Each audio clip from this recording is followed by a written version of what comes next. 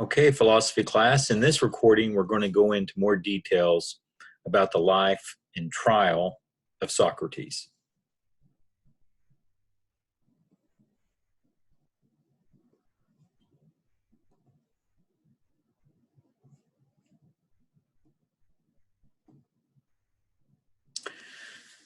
So just some basic areas of knowledge here for Socrates. We can see that he was advancing in years, 70 at the time of his trial. He was a teacher in Athens, one of the major city-states of ancient Greece. He had several students, and one of his best-known students was Plato.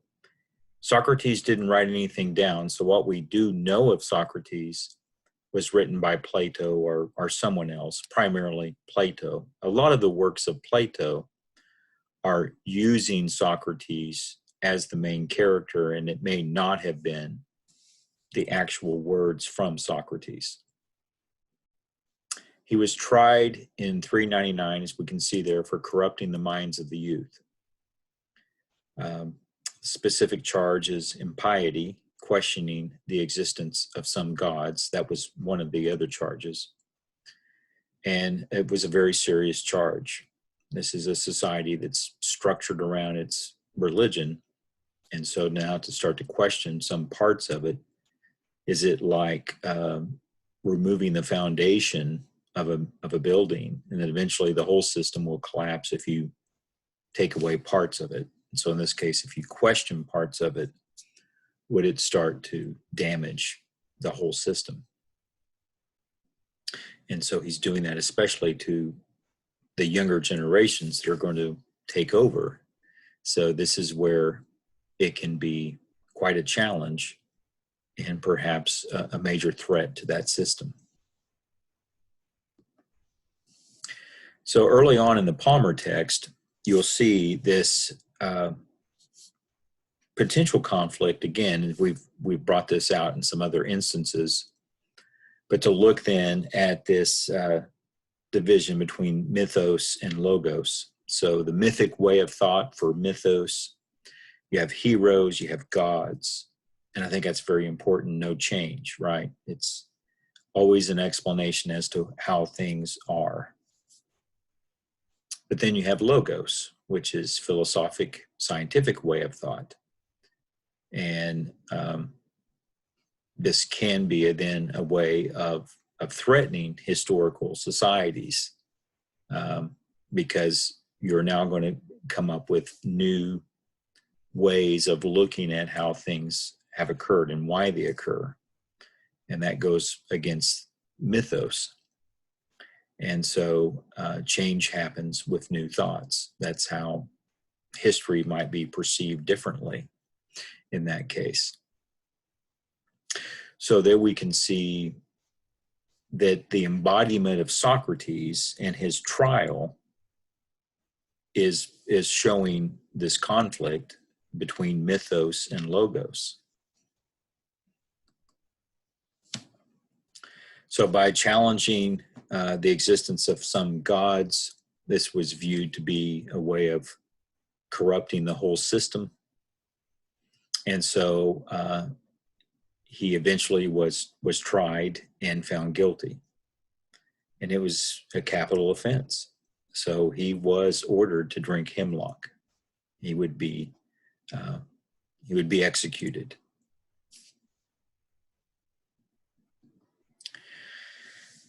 This then created a situation in which the city leaders of Athens realized that they had a real problem on their hands.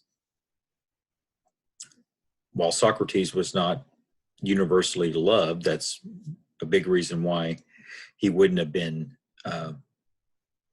found guilty.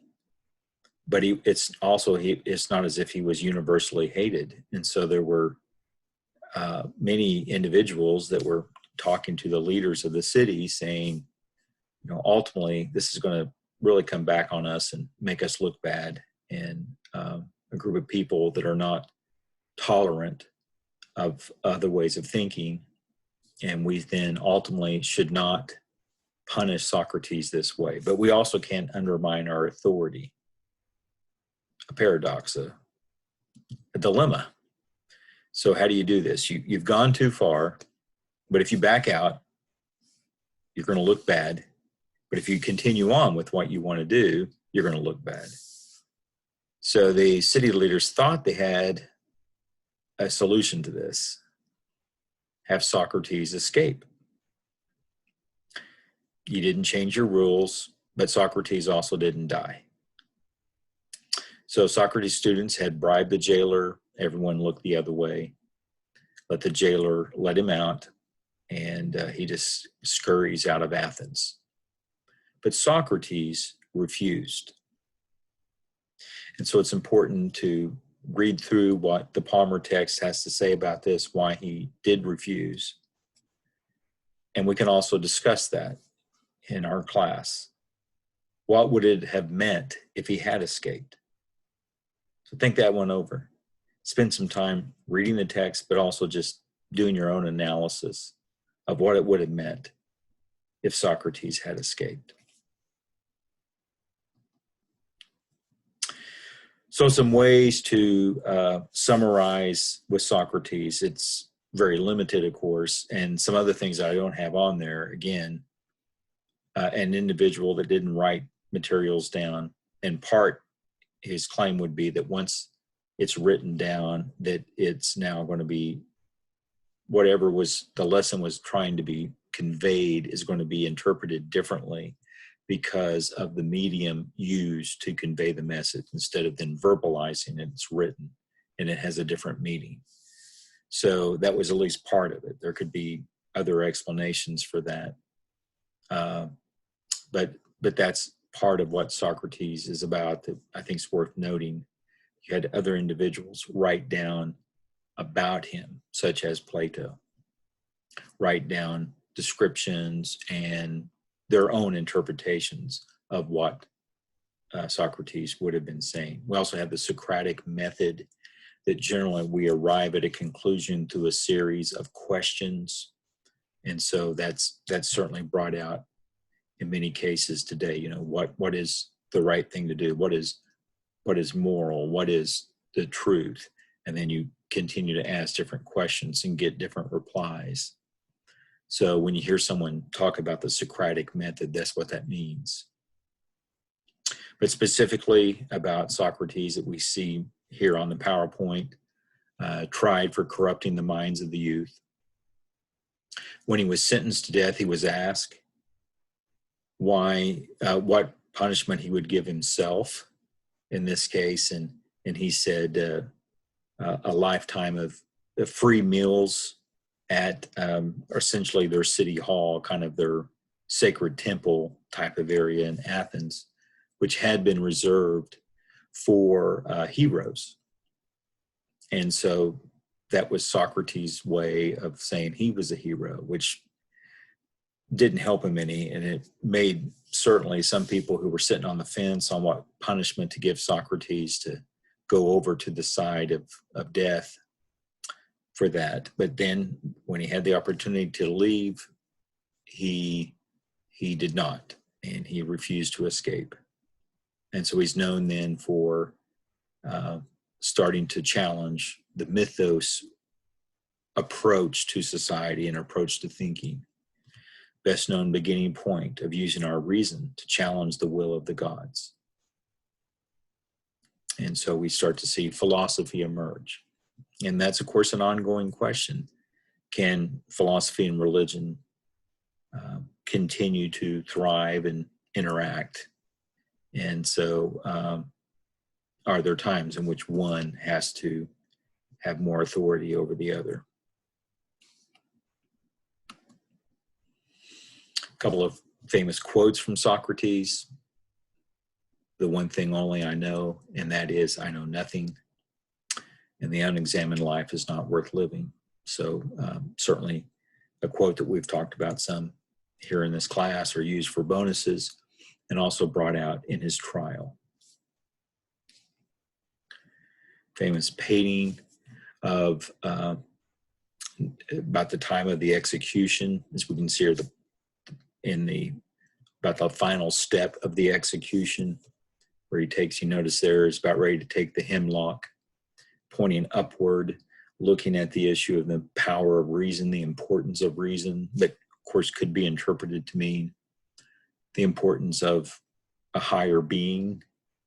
In that case, you can see that there's the broken shackles on the floor, suggesting that he did have the opportunity to leave if he wanted to. He could have escaped, but did not. And people saying goodbye believe that that's supposed to be his wife that's in the background there saying bye. Some of his other followers who are getting quite worked up. And in fact, some of the writing, Socrates gets upset with him for being so distraught. They shouldn't be in that case.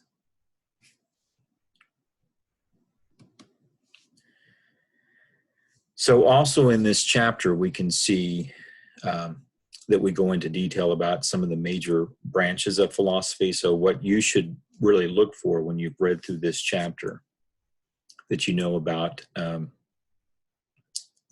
three main branches that we go into great detail: epistemology, ontology, axiology. We'll do some other areas as well, of course, and it's a very detailed chapter, so certainly spend your time looking this over. Spend some time on the contemporary philosophies, especially existentialism, phenomenology, not too much, and deconstruction also. We don't do too much of that here in this class. Some logic. And again, as I mentioned before, if you're to take some advanced levels of philosophy, you would have a class that would focus only on one of these branches. So there are classes entirely devoted to logic, for example.